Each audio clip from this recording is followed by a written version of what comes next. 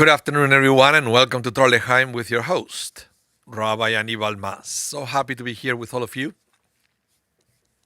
It's great to see you. Welcome, Brenda. Welcome, David. Welcome, Shelley. Welcome, Anastasia. Who else is here? If you are there, please say hello in the chat. I want to know. I'm always curious. Welcome, Rachel. Great to have you in the class. Almost Shabbat Shalom and Chag Sameach to all of you. Brenda, I already had my coffee. Yes, I had two actually. One in the morning at home, and the second one after Minyan, because there is this tradition for the firstborn to fast the day before Pesach. But because Pesach is on Saturday, the day before Pesach is the preparation for Shabbat and everything. So the fast is moved to the Thursday. So I did it today. Welcome, Glenn from Vancouver. Welcome. So what happened is I came to Minyan this morning and I taught the end of the tractate Sanhedrin from the Talmud. And the tradition is when you participate on the ending of a tractate of the Talmud, then you have to partake of the Seudah Mitzvah, which is a special meal. So we have not a lot, but a few firstborns that they come specifically every day before Passover, year after year, to listen to me teaching about the a tractate of the Talmud, and then we eat together. So I had my second coffee there. Brenda, it's fasting for both male and female. Traditionally, it was just the males, but now in the Shari Sedek, we do it both male and female. Okay? So we had this morning actually two. We have one male, one female, that they came specifically to listen to my teaching so they could eat afterwards with everybody, and it's something that I do year after year. So what I do is I take, I had the Talmud in the back. I randomly take one of the books, and then I read it and explain it in front of everybody, and then we add special prayer after we finish that is called Hadran. It's if you know anybody who studied Talmud, they will be very familiar with the Hadran. It's like everybody's expecting that because it's the end of the tractate. That is a reason for celebration. In a regular yeshiva, every time that they finish one of the tractates of the Talmud, they celebrate their own way. They have sometimes an enhanced kiddush or something like that. So Shelley, you don't have to fast. All you have to do is to come to study, and then you can eat. And that's what I did this morning. So I have my second coffee. So I don't want to have another one, but I still have the there. You can see over there. There. You can see my coffee maker right there. And yeah. And then after this class, before I go home, I have to clean it, which I usually do by descaling it. It's just a detergent. It's not that you have to clean your coffee maker before Pesach, because coffee is kosher for Passover all year round. The only problem is for some kind of decaf coffee that's not kosher for Passover. So if your coffee maker if you use it with decaf beans, then that might be problematic. With Nespresso, which is the one that I have, is not a problem, because the way the Nespresso makes their bean decaf is through water. It's a different technique. It's more expensive. It's not that they care. They will charge you whatever they have to, right? That's why they do it with the proper way. So there is no hametz involved in the process of making the Nespresso capsule, the Nespresso beans decaf. And that's why technically I don't have to clean it, but I clean it anyway every year before Passover. Same with the fridge. I clean all the fridge, but I also clean the water filter. You don't have to do it, but I do it every year for Passover. I clean the water filter. Yeah. I use this like I'm in the cleaning mode. So we clean the washing machine, the everything. Because my dishwasher is stainless steel, it can be koshered, and that's what I do. Okay. And okay, so we are going to start with the class for today. I wanted to go with you through a few things for the Haggadah.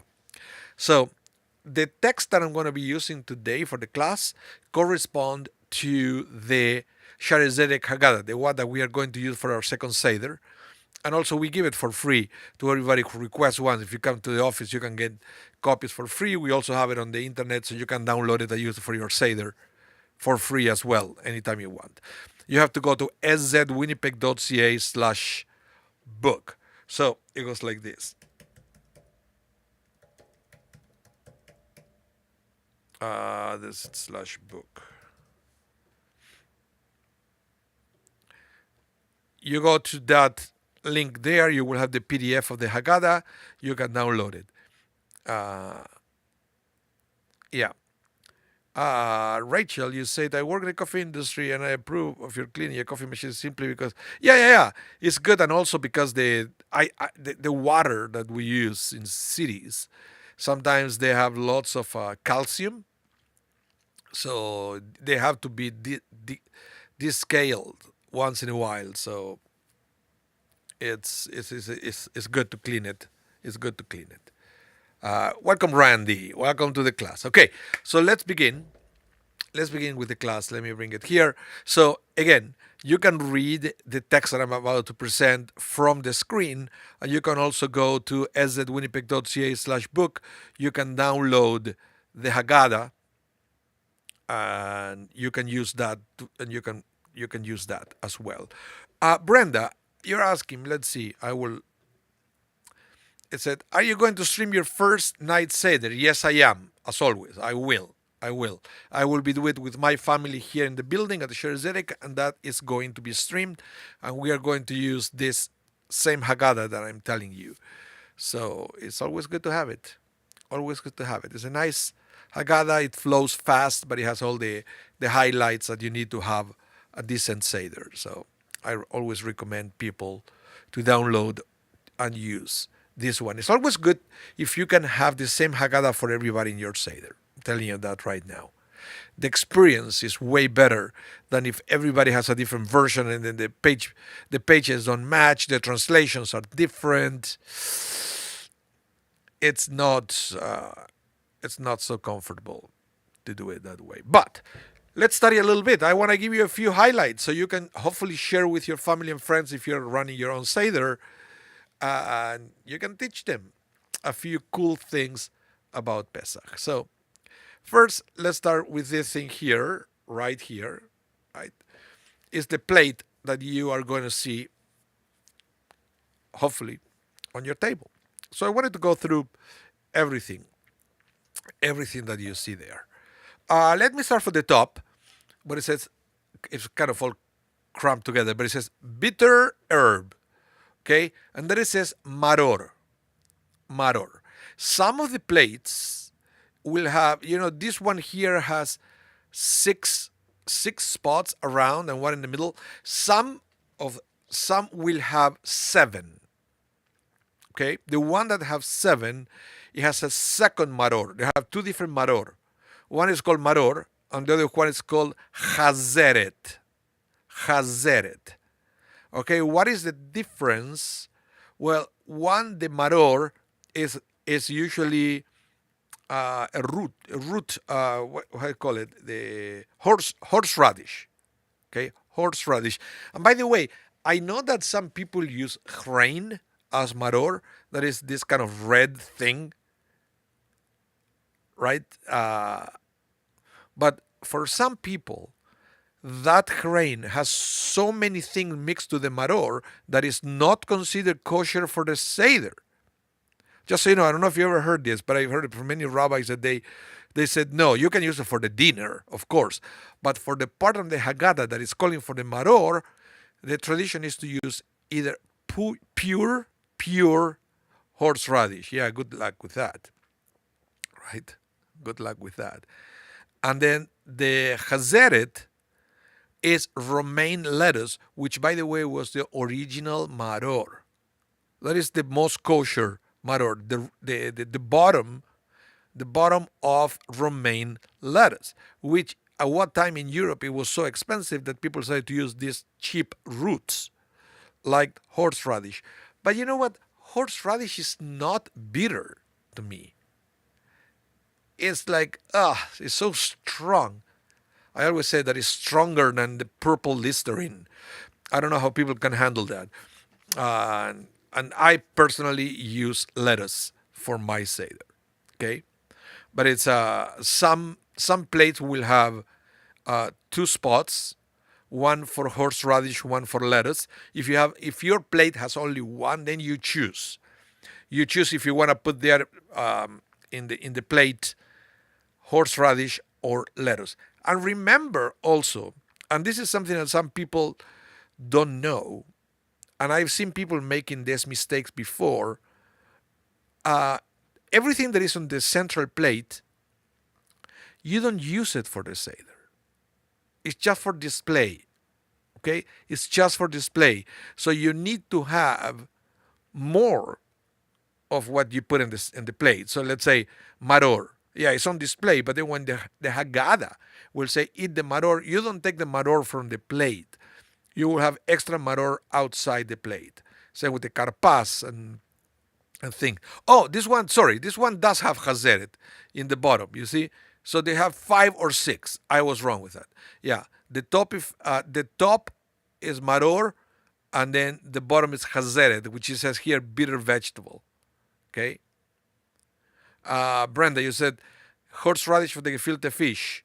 Yeah, but you see, for the gefilte fish, you can use grain. You don't need to use pure horseradish. But when the Haggadah, it says eat the maror, then you, traditionally, if you can, you should use either pure horseradish or use romaine lettuce. That's fine too. Okay? That's fine too. If you have any questions about the Pesach plate, let me know. I will try to answer that thing because it's very interesting. Okay. Now let's go to the steps of the Seder. You have 15 steps. Sometimes depends on the Haggadah, they will be 14 and not 15. Why 14? Because sometimes steps 7 and 8 will be considered together. So instead of being motzi and matzah, will be motzi matzah as one step. Okay? Most commonly, I've seen both. I've seen both. I've seen the 14 and I've seen the 15 steps. So let's go quickly through this and then we will go a little bit slower. Now, number 1 is Kadesh. You start with that. Glenn, you said, oh yeah, this is very important. I will highlight it. The lettuce is to be washed and inspected for worms. And yes, this is true for every vegetable. Every vegetable that you eat, not only in Pesach, during the year, they have to be checked for bugs. Why? Very easy, because bugs are not kosher. So I don't know if you realize that eating an insect when you eat vegetable is as non-kosher as it is pork. It's not that pork is more non-kosher than an insect that you may eat with your salad. They're both equally non-kosher according to the Torah. So we have to be very stringent with checking vegetables for insect, because insects are absolutely not kosher. Yeah, thank you, Glenn. So, Kadesh. We start with Kadesh. What does it sound, Kadesh? Brenda, you said except for locust. Yeah, except for locust. But because we don't know what kind of locust is the one that the Torah allows us to eat, we don't eat locust at all anymore. Yeah, I learned that a few years ago. So Yeah, we don't really eat locust. Okay, Kadesh, which is nothing more than the Kiddush. Okay, Kiddush. So, by the way, before the Kadesh, you have to light the candles. That is not uh, that is not a step of the Seder because you light the candles before the festival starts, not before the Seder starts. So the candles are not necessarily part of the Seder, the candles are part of the festival. Is that clear? Okay? This is always a confusion why the candles are not counted as steps of the Seder because the candles are not part of the Seder, the candles are part of the festival. So, number one, Kadesh, the Kiddush. Okay. Number two, Urchatz. Now, the Urchatz is a funny one because it's the first uh, hand washing that we do at the Seder, and we don't say any blessing. And sometimes say, why we do the hand washing but not blessing? Well, let me tell you.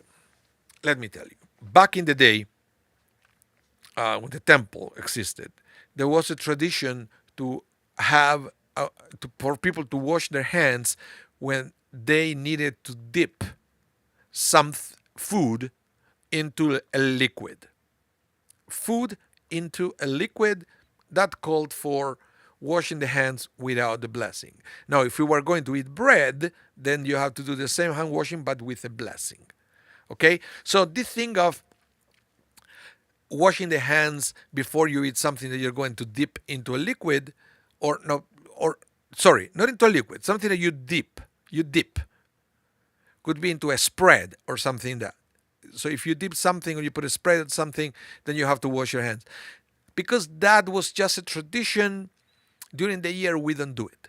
But because on Passover we are more stringent on everything, that's why when you wish somebody happy Pesach, you said Chag Pesach Kasher Vesameach. Not just happy, but also kosher, because all the halachot, all the Jewish laws related to the festival are more stringent than for the rest of the year. And that's why during the year we don't need to wash our hands before the dipping. On Pesach we do. So what is the dipping? What we have? We have two dippings in the Seder. One is the vegetable on salt water, and the other one is the maror in the haroset. So that's why we have that. So technically, for example, let's say that you like to eat during the year, not on Pesach. During the year, you like Oreos. You like to dip it in the milk. In the past, that will call up for you to wash your hands before you do it. You understand? Those kind of dipping was what I'm talking about. That people, it was discontinued, but we still do that for Pesach. Okay. So that's number two, urchatz. Number three, karpas. Now we are going to eat some leafy greens or green vegetables, and this is just to remember that Passover happens in the spring. Then you have the yachatz, where basically this is the part where we are going to hide the afikomen. We're going to raise the matzah, break the middle matzah, and we put a piece. You wrap it and you hide it until at the end of the Seder you would ask kids to go and look for the afikoman, and then you try to redeem it, because you cannot finish the Seder without the afikoman. Everybody has to eat a little bit of the afikoman, and that's why the tradition for the kids to get it until you redeem the afikoman. That's why the presents and Pesach geld and all that. Okay. Next. After that, you have step number 5. That is, this is by far the longest step of the Seder, the Magid. This is the time where everybody will say, when do we eat? This is when we say the four questions. We talk about the 4 kind of children, and we read the 10 plagues. All that is part of the Magid, okay, and it's very long. So this is where, when you get a Haggadah that is shorter than another Haggadah, is because chances are the Magid was shortened. Okay, the whole idea is the Magid supposed to be a time for you to connect with your children and with other people on the table and to retell the story of the Exodus. So to me, I understand when we shrink a little bit the Magid, because otherwise we make it so long that it defeats the purpose. People stop listening. And the idea is I rather have a shorter Magid, but with people engage and understanding the point. Okay, so yeah. So when you ask what's the difference between one Haggadah to the other, chances are that the difference happens within the Magid and not the other sections, except maybe for the end of the Haggadah. They may have a few extra readings or songs, stuff like that. But the Magid is the part where everybody gets creative. That's point number 6. Number 5. Number 6 now is Rachza. This is the ritual washing of the hands before the meal with a blessing. Like we do every Shabbat or every day when we eat bread, you wash our hands and we say the blessing. This is exactly the same. Why? Because we are about to eat bread. I say, Rabbi, how is it bread? We don't eat bread in Pesach. Yes, we do. It's called matzah. Matzah is bread, except that it's unleavened. So it's unleavened bread. So that's why we wash our hands. We do the netilat yadayim in order to do the hamotzi, to eat the matzah. So after we wash our hands with our blessing, that is step number 6. We have number 7, motzi, which is the hamotzi. We say the blessing over the matzah. But then it's matzah, number 8, because it's not just any kind of bread, it's the matzah, it's Pesach. There is a second blessing that we don't say on Shabbat over challah, but we say it on Pesach over matzah. There's another blessing because we explain how special it is eating the matzah, because it's a special ritual for Passover. Okay, and that's why sometimes in some Haggadot, motzi matzah are going to be counted as one, but in our Haggadah, we follow the tradition of counting as 2 separate steps. Motzi is the hamotzi, matzah is another blessing, just acknowledging the fact that we are eating matzah, that is a very special thing. Then we go to the maror and we eat the bitter herbs. And remember, you're going to eat either horseradish or the heart of a romaine lettuce. Heart of romaine is the best way to fulfill the mitzvah. Okay, just remember that. It's not the other way around. It's not that the horseradish is the best kind of maror. No, the best kind of maror is the romaine lettuce. The bottom, it is actually bitter. Horseradish, I don't know who decided that it's bitter. It is not bitter to me. It's just, anyway. Next, after we eat maror, we have the korech, which is the sandwich of matzah and maror. Okay, but in these days we also add the charoset, which is a little sweet. So it helps if you're using pure horseradish at that point to add this sweet mixture, which is the charoset. And then after that, because remember, after the magid is over, when we do the hand washing, the hamotzi, the matzah, the maror, the korech, that goes fast. That goes really fast. And then comes the Shulchan Orech, and this is the festive meal.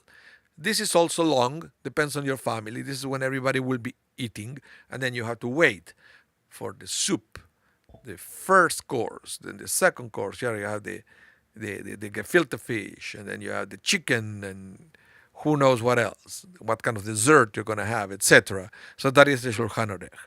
Towards the end of the Shulchan Orech, you are going to ask the kids, okay, kids, now is the time to go and look for the afikoman. Okay, don't do it too soon, because then you lose them. So it's good at that point, towards the end, to ask them to go and look for the afikoman, and then they will bring it. If you are leading the seder, the kids will bring it to you, and you will have to give them some kind of gift, so they will give it to you. Otherwise, if they don't give it to you, you cannot finish the seder. So if there is any kid watching this class, now you know what to do. I said, nope, I don't like the present. I want more. Otherwise, I won't give you the afikoman, so you cannot finish the seder. Ha! Take it. Too bad nobody taught me that when I was a kid. Yeah. Anyway, so then after you finish the festive meal, the Shulchan Aruch, you have to eat the afikoman. Why? Because that's supposed to be the last flavor that you should keep in your mouth, other than the extra cups of wine, because remember, we have 4 cups of wine. Other than that, the last food you should eat, it should be the afikoman, the matzah. Why is that? Is to remember why you are here or there. You came to the Seder to retell the story of the Exodus, to remember that we were slaves to Pharaoh, to remember that God gave us freedom.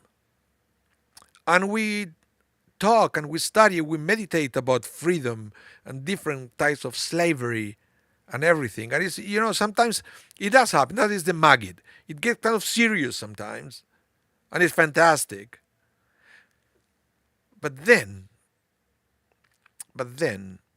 we start eating and drinking and tell jokes and think, and we kind of forget why we gathered.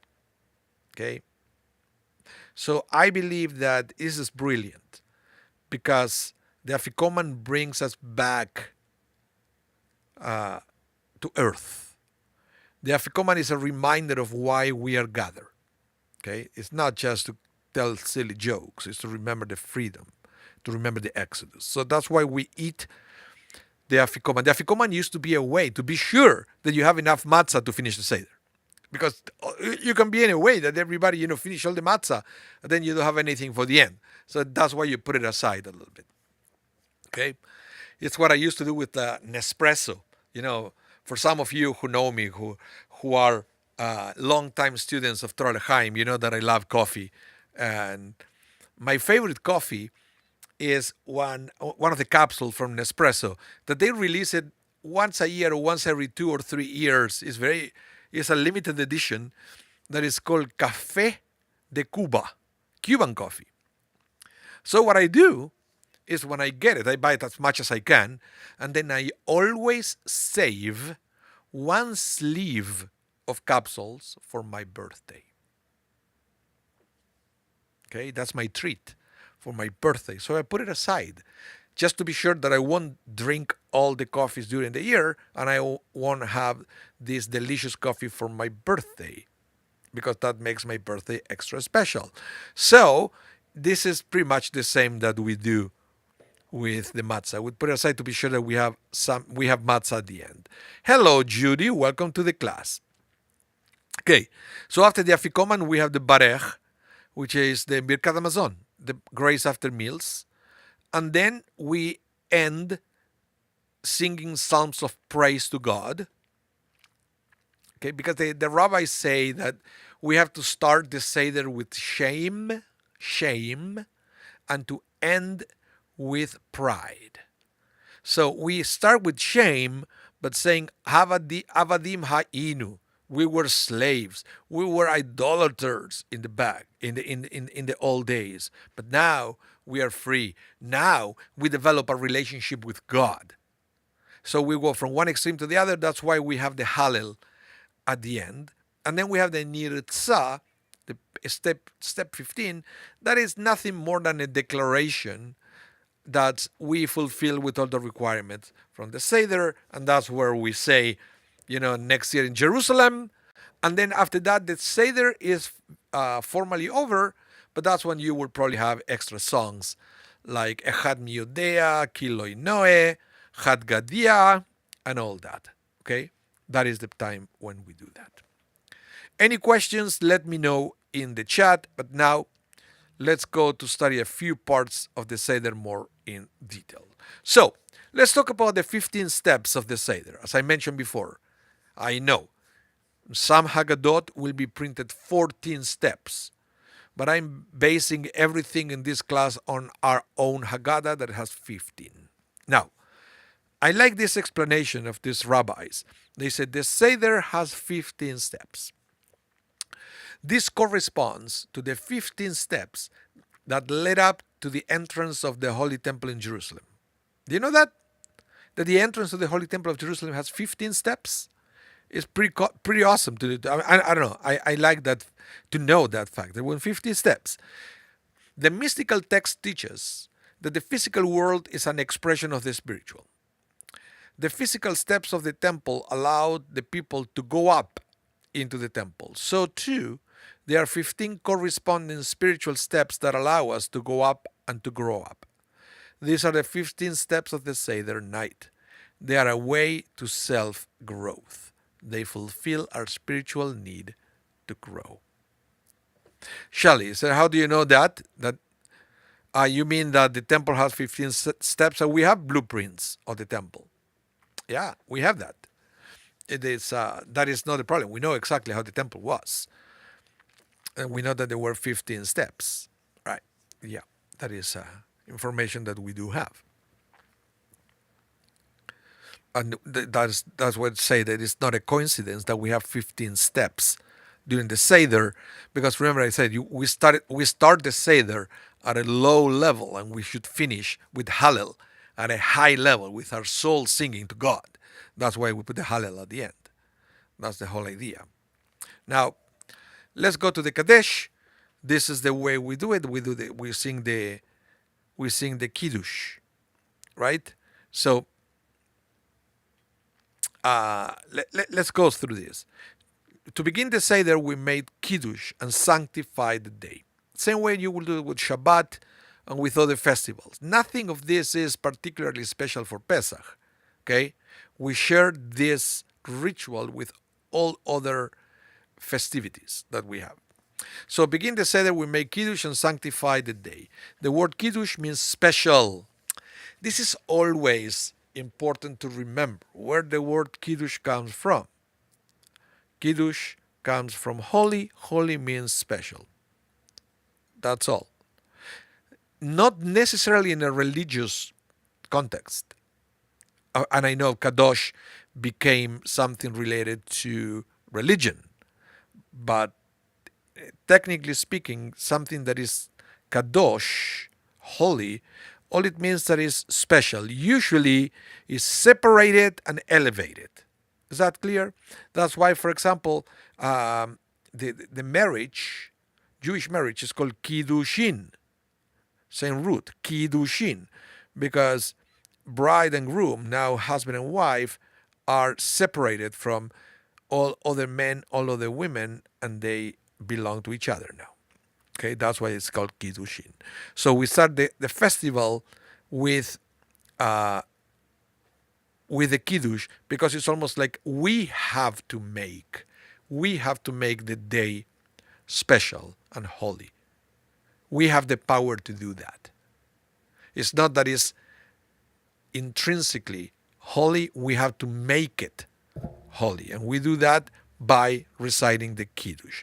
So the word Kiddush means special, and the first step to personal freedom is to recognize that each one of us is special. So this is the special meaning of special for Pesach.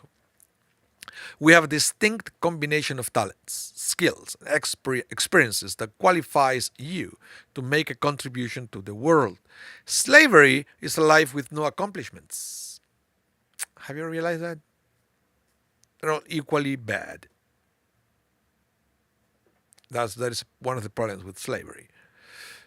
You are equally useless and worth of no value. To the eyes of your owners, of your masters. That's what I'm talking about. So slavery is a life with no accomplishments, no achievements, and no meaning. On Passover, we begin our journey toward personal freedom by asking, what is humanity's biggest need? What can I contribute most profoundly to nurture and protect the world? What am I going to do about it? And this is, or it should be, true for everybody. So I hope you're paying attention to this. And this is the time where each one of us should say, hey, I'm free to do whatever I want in this generation. So what am I going to do with that freedom? I know, or you should know, what your talents are. And then maybe one of the questions that you should ask yourself is, how can I use my talents towards making the world a better world? Or can I use my talent in my congregation? Maybe there is something needed for me in the congregation I can help. And I will give you an example at the Shari Zedek, which just started with a tech Chavura, which is a tech group. And the whole idea was to get people, volunteers, that they like technology, and through technology, through their passion of technology, they help in the services. So they are in control. It's a new project that we started of subtitles, which is helping us make our service more inclusive, which is amazing. But we are giving with when you allow volunteers to come to a place, you are giving the volunteers the opportunity to share their talents to make the congregation a better place. So it's a very interesting thing. So on Pesach, think about this year, and I hope you can share this message with your table for the Seder. Think about this year. When you make the Kiddush and you talk about being special, think about how special you are and how can you express that uniqueness. That's something that is in only on you and nobody else. You have it. And how can you use that to make this world a better world or this community a better community? This is something that, yeah. Brenda, subtitles are fabulous. Great job. Thank you. It takes a lot of time for me to put it together, the subtitles, but then I get a lot of satisfaction from doing it. And I'm glad that I have all these volunteers, great volunteers that they control, that they know Hebrew, so they can synchronize the subtitles with whatever is coming at the service. So, yeah, you should expect more of that. Now, after that, after the Kadesh, remember we have the Urchatz, which is the washing of the hands. So let's go to this. How do you do it? This one. And I don't know, maybe you did it wrong before, doesn't matter. Now you start from scratch. If you did it wrong, now you're learning from me, learning it from me.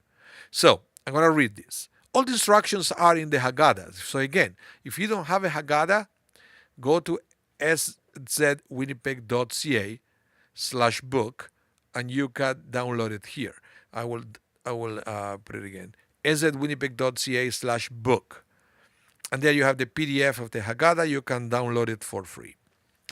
Now, before washing your hands, be sure that they are clean and free of anything that will obstruct the water from reaching the entire surface of your hand. So this is not a washing of the hands for hygienic reasons. So if your hands are actually dirty, now go wash your hands, then come back and then do the ritual washing, okay? And then you have to be so the hands have to be clean. Now, remove your rings. This is something that some people don't do. Of course, if you cannot remove them because they are stuck there, fine. That's not an issue. But I'm talking about in the case that you can remove it, you have to remove all your rings. Okay? Because as I said there, if you never remove your rings, then the rabbis consider that they become part of your hand and you don't have to. Same when you go to the mikvah thing. If you cannot remove the rings, they're part of you. Now, fill a cup with water and put it 3 times on your right hand, repeat on the left. Okay? If you're a lefty, reverse the order. Then after you do 1, 2, 3, 1, 2, 3, just go like this, right? Go like this, and then dry them. And why is that? Because I mentioned before, the Talmud says any food that is dipped into a liquid requires washing of the hands before it is eaten. And we're about to dip the karpas into the salt water. That's why we have to do this. Remember, no blessing for this one. So, urchatz. Why do we wash our hands at this point in the Seder? I mentioned because the Talmud says any food that is dipped in a liquid requires washing the hands before it's eaten. Many people don't wash their hands year-round before eating wet food, presumably relying on the lenient opinion that this rule doesn't apply now that the temple doesn't exist. Nevertheless, when it comes to Passover Seder, everyone washes their hands before the karpas because, as I mentioned, we are more stringent on everything during Pesach. Okay, So why is this so? This dipping is more significant than other dippings during the year since it is done as part of the Seder and it is therefore treated with more respect and stringency. Remember, it's one of the four questions. Ma nishtana alayla aze mikol aleilot, mikol aleilot, shebekol aleilot, right? Anu matbil ein anu matbilin afilu פעם אחת הלילה זה הלילה זה שתי פעמים. So in all other nights we don't dip, not even once, because remember, this tradition was discontinued. But on the Seder we dip twice. Karpas on salt water, and the second one is maror on haroset. Okay, just remember, that's the two dippings that we do. That's why the four questions are talking about that. So, Susan Bailey, it's a symbolic question. Yes, it is symbolic. It is symbolic. Yeah. And usually the way I do it in my house is we have a big container, and then we have the pitcher, and we just pass it from one to the other. Or sometimes we have a volunteer, talking about volunteer, from the table going with the jar and the container, so you can wash your hands there and you don't have to make a mess. Yeah. Brenda, you have a question. We need to have separate dishes with all the items. Yeah. You never touch whatever is on the Seder plate. You need to have all the dishes with more of that, so you can use it during the Seder when the Haggadah will ask you to do it. Okay, so when it's time to eat or to dip the vegetable on salt water, don't use the one on the plate. You should have extra for everybody on the table. Yes. So the karpas, we say the blessing, which is Baruch atah Adonai Eloheinu melech haolam, borei pri adama. That is the blessing that you will say before eating any vegetable anyway. Okay? And remember, we have to say all these blessings before we eat the matzah, because otherwise, once you say the blessing for the matzah, it includes all other foods. So you have to start with the veggie first before the matzah, so you can actually say more blessings during the evening. Okay? Then after you just take, for example, parsley, dip it into the salt water and eat it with this blessing. Immediately after, you're going to break the middle matzah. Remember to hide the afikoman. So take the middle matzah and break it into two. One piece, you will notice, will be larger than the other, hopefully. Otherwise, if you feel that they are the same, you have to decide which one it looks bigger than the other to you. Because the larger piece is set aside to serve off the afikoman. So you're going to hide the larger piece. The smaller piece is put back between the two matzot, and you are not going to eat it. Remember, those three matzot are not to be eaten, except for the afikoman. They are just for display. Okay? So you have to differentiate, distinguish in your table between things that they are for display and things that are there for you to eat. So you will have the three matzahs for display, and then you will have other trays, I don't know, with just tons of matzah there, or the matzah boxes there, right? That you will have there to eat.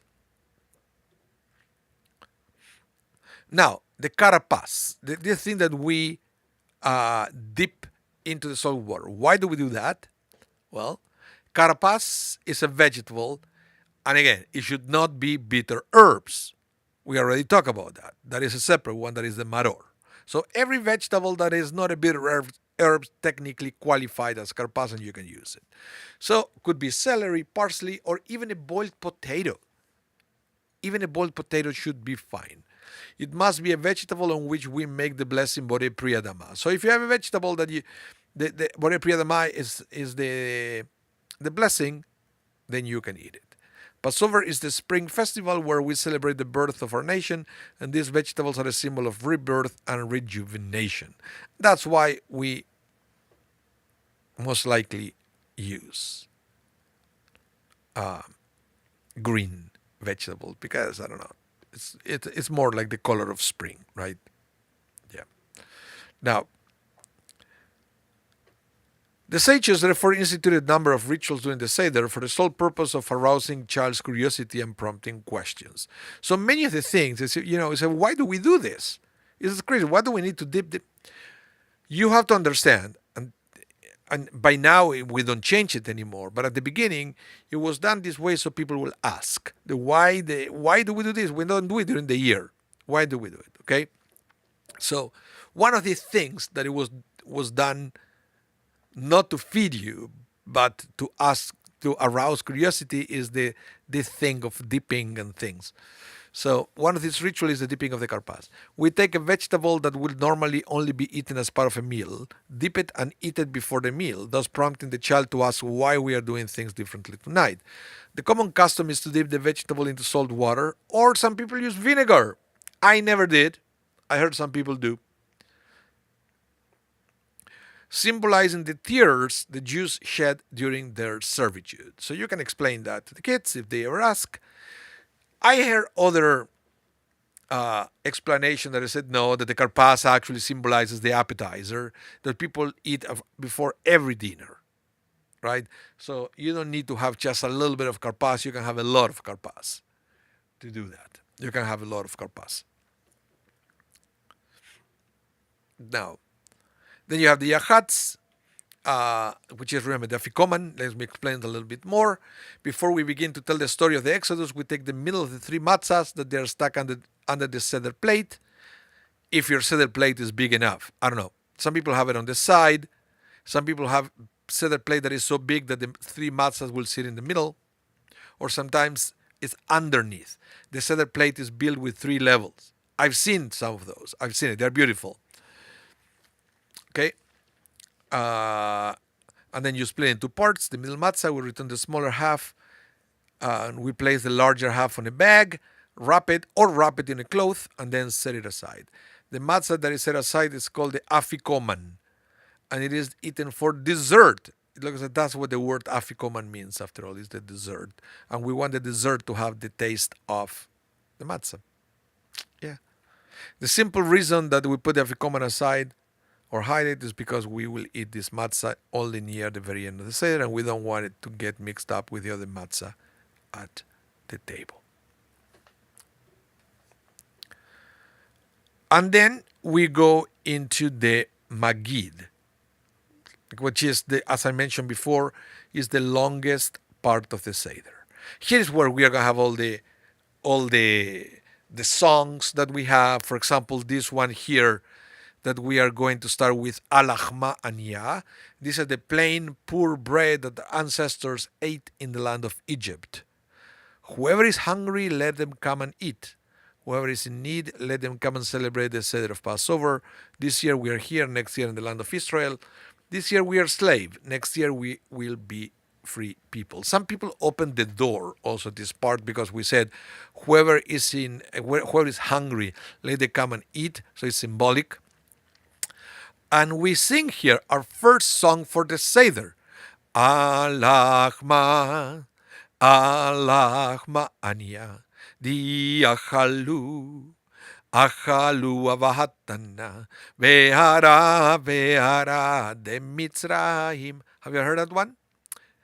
You may have known a different melody, but that's the one that I do for my Seder, and the one that we are going to do for the community Seder here at Shari Zedek. Cantor Leslie knows the same version. Okay? So, Alachmania, this is famous because it's the first one. So that's the beginning of the Magid. Okay? So, a little bit more about the Magid is the fact that the sages tell us that the ability given to humanity is the power of speech. Speech is the tool of building and construction. God uses speech to create the world. So, if you remember your Bible, it says, and God said, speech, said, let it be light, and so forth. So on the Seder night, we use our gift of speech for the central part of the Haggadah, telling the Passover story. The very word Pesach, right? And I know that Pesach means, it was the name of the lamb, the Paschal lamb that was sacrificed and then eaten. But also Pesach, listen to this. The Hebrew word Pesach could be understood as a contraction of the words pe means mouth, sach, sach comes from sicha, speech or conversation, Pesach means the mouth speaks or converses. The Hebrew name for Pharaoh, on the other hand, is a combination of pe, ra, meaning bad mouth. Fascinating. And I hope you can take note of all this and then use it in your Seder. Teach your friends and your family. For just as speech has the power to build, it also has the power to destroy. Gossip and slander drive apart families and communities. On Passover, we use speech to build humanity by communicating, connecting, and encouraging each other. We stay up long into the night, relating the story of our Exodus, tasting and sharing the joy of freedom. Wonderful. What we do. Then we have the 4 questions. Ma nishtana alayla azeh mikol haleilot, etc. Okay, so this is one of the most famous parts of the Seder. Why we eat matzah, why we eat maror, why we dip twice, and why we recline. These are some of the things that we guess the kids will be curious. Why we do all the things and we don't do it the rest of the year. So, yeah, that's why the kids are usually the one singing this manishtana, right? The youngest of the table is the one doing this. Then we sing Avadim Mahinu Hainu. Once we're slaves in Egypt, but now we are free. Right? All things related to the Exodus that I wanted to show you. Veishe Amda. This is just to let us know. It's beautiful. All these little things. I like the Veishe Amda because it's telling us that, don't think that Pesach is something that happened at the time of the Exodus and with Pharaoh. We have our own Pesach within the Jewish history in every generation when we had, multiple people that tried to raise against us to destroy us. All you have to do is to look at the news. In this generation, we have our own pharaohs, right? Trying to destroy us, either from Lebanon or from Gaza, or in the United States or in Canada. Sometimes try to go. Good luck trying to go to university. It's incredible. It's incredible how this that it was written, 1,500 years ago, it still applies to us. In every generation, right? Somebody tried to destroy us, but the Holy One, God, will save us from their hands in every generation. So don't tell me that Passover is something that is not relevant anymore. I will say it's more relevant than ever. And the more we understand this, the deeper or more meaningful conversations that we can have with our family, with our kids, with our friends during the Seder. Very important. Then we have the 10 plagues that we do. And there is one thing that I wanted to teach you before I finish, because I see the watch and it's moving so fast. So fast. Everything goes so fast. Where is it? Let me try to go. The maror. Here. This is what I wanted to teach you. This is very important. About the, maybe this year you can teach this to your friends, right, on your table. The difference between the maror and hazeret. Remember I told you that we put two different bitter herbs on the plate. Two different ones. One is horseradish, then one is lettuce. You can see it there on the photos. So these are the bitter herbs which symbolize the lot of the Hebrew slaves whose lives were embittered by the hard labor. Many people use horseradish for maror and romaine lettuce for hazeret. But then when you have to, that's for display. When you need to use the maror for the seder, you can use lettuce. That's not an issue. Okay? But, and the reason why we have all these different traditions of eating different things is because, let's go back to the Mishnah. The Mishnah will say that there are 5 species of bitter herbs mentioned in the Mishnah. So it's very tricky because when the rabbis say that you have to use bitter herbs, then your question should be okay, but which one, right? The Mishnah mentioned 5 different types, and then the the ones mentioned in the Mishnah are chazeret, lettuce, ulshin, endives, tamcha, chevril, harhavina, creeper of the palm tree, and maror, sonchus, oleraceus, or a relative of dandelion, whatever. Okay, so it's very complex. This is very complex what we use for maror, and you will see that that's why there are different options of what you can use. But most rabbis we agree that if you can, for the seder, just when you say the blessing, don't use grain that is processed and have additives. At least for that, use pure horseradish if you can handle it. Otherwise, just use just use lettuce, just for that part. Then for your gefilte fish, you can use the grain, of course, but don't use it for the seder. Okay? So just that. And I think just like that, 1 p.m. So thank you, everyone. And remember, so tonight you have to search the chametz. Tomorrow morning you're going to burn it, okay? But tomorrow after services here at the Shari Zedek, I am going to be selling the chametz to a non-Jew, and I've been receiving. I have all the here in this thing, all the forms that congregants send me to sell it on their behalf. I have here the document for that the person is going to sign, and it's going to be a beautiful beautiful ceremony, beautiful ritual. It's going to be streamed. So if you never witness the actual selling of the chametz, tomorrow around 9 a.m. Central Time, you're going to see it. Okay? Thank you, everyone. Have a wonderful rest of your day. Remember, this class is going to be rebroadcast tonight at 8 p.m. if you want to watch it again. And in case I don't see you, Shabbat Shalom, Chag Pesach Kasher V'Sameach. God bless you. Be well, and hope to see you soon. Bye, everyone.